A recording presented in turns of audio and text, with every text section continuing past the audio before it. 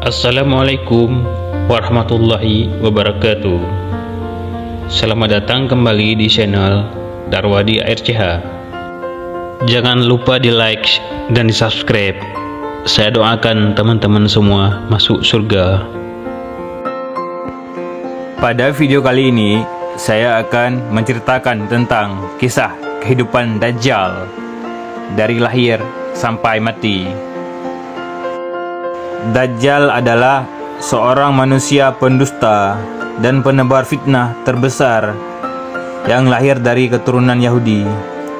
Dalam berbagai riwayat, Dajjal kelak akan dibunuh oleh Nabi Isa alaihissalam atas izin Allah Subhanahu wa taala di akhir zaman. Peristiwa ini menjadi salah satu tanda-tanda terjadinya hari kiamat. Dajjal bukan jin ataupun makhluk lain, tetapi ia manusia yang ditangguhkan ajalnya seperti halnya Nabi Isa alaihissalam. Dajjal lahir di negeri Samaria atau Samaria, negeri kecil di Palestina, warisan Nabi Sulaiman. Negeri Samirah ini berasal nama seorang dari Bani Israel, Musa Samiri, pembuat berhala sapi emas. Ia pengikut Nabi Musa alaihissalam yang kemudian sesat dan merupakan tokoh kafir yang disebut dalam Al-Quran.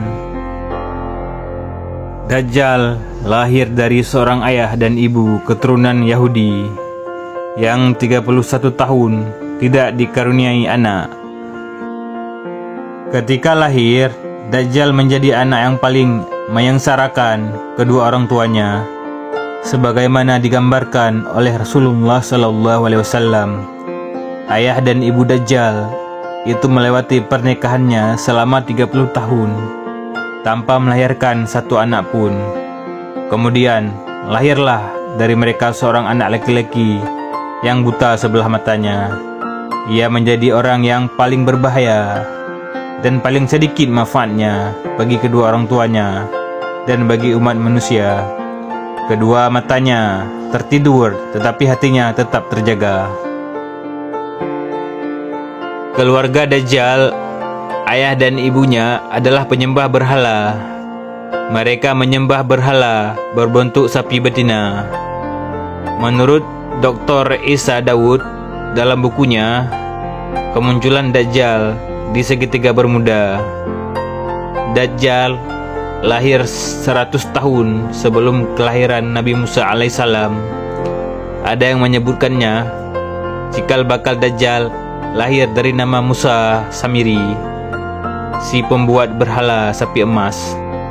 Sementara dalam buku Ihzaru Al-Masih Ad-Dajjal disebutkan Dajjal lahir dari hasil hubungan ketika ibunya sedang menstruasi.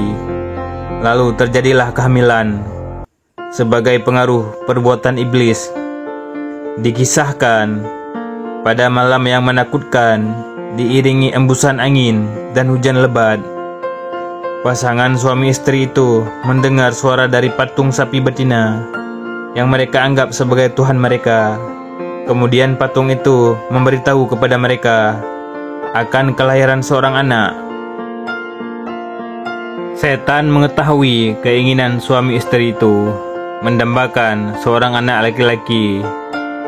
Karena itu setan memperdaya berhala seakan-akan memberi karuniai anak dan meminta korban-korban persembahan.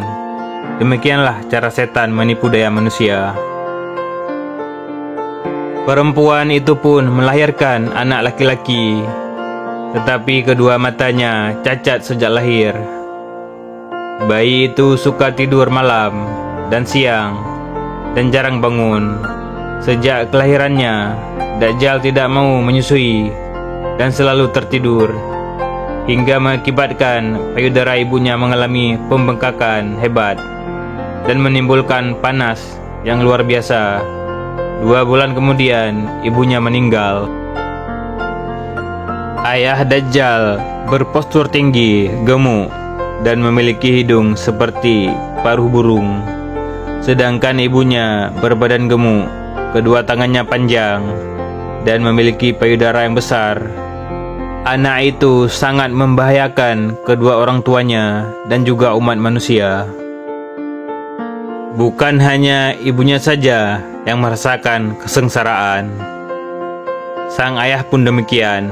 Adapun kesialan yang dibawa Dajjal bagi ayahnya ialah setelah kira-kira 4 tahun, Dajjal hanya diam dan tidur saja sejak kelahirannya. Pada suatu malam, anak itu bergerak, merangkak seperti balita. Ia berjalan ke arah patung-patung berhala, kemudian tidur di sisi patung itu. Sang ayah pun bangun keesokan harinya dan mendapati anaknya tertidur di pangkuan patung Tuhan mereka. Ayahnya memanggil tetangganya dan berita itu menyebar luas. Penduduk sekitar berbondong-bondong datang untuk menyaksikan hal tersebut. Kemudian hakim kota mendengar dan ingin memiliki anak itu yang dianggap dapat membawa keberkahan. Maka diutusnya mata-mata untuk membuat siasat. Maka dihadapkannya lah ayah Dajjal kepada hakim kota dan dipaksa untuk mengaku bahwa kabar berita itu adalah hasil rekayasa dirinya semata.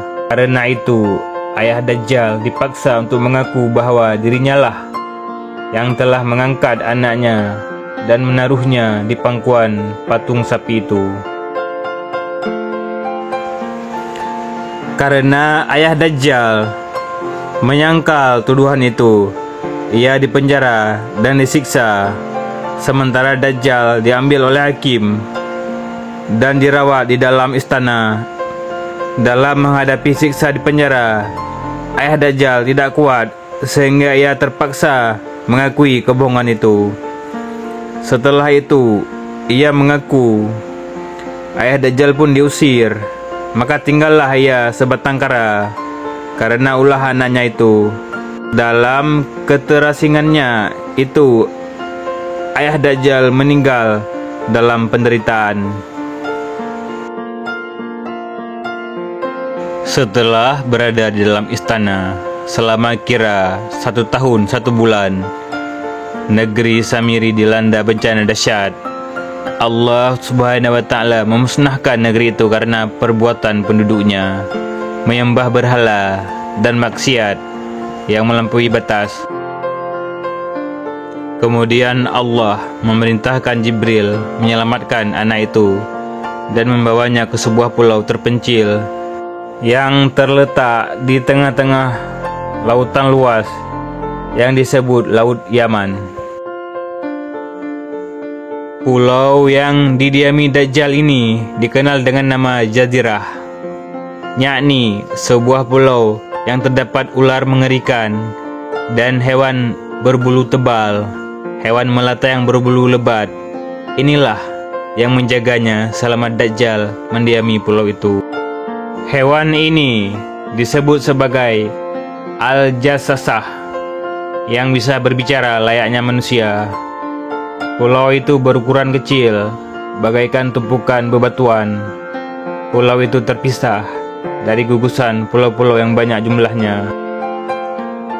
Dajjal sepanjang hari, sepanjang tahun, selalu tidur layaknya penghuni gua. Untuk diketahui, kisah Dajjal ini tidak ditemui dalam riwayat yang sahih. Adapun kebenarannya kita masih membutuhkan referensi yang sahih selain yang diceritakan di atas oleh buku-buku. Jika memang kisah tersebut benar adanya, maka kita mohon kepada Allah Subhanahu wa Ta'ala agar diberi rahmat dan taufik sehingga bisa selamat dari fitnah Dajjal di akhir zaman nanti. Wallahu a'lam bishawab.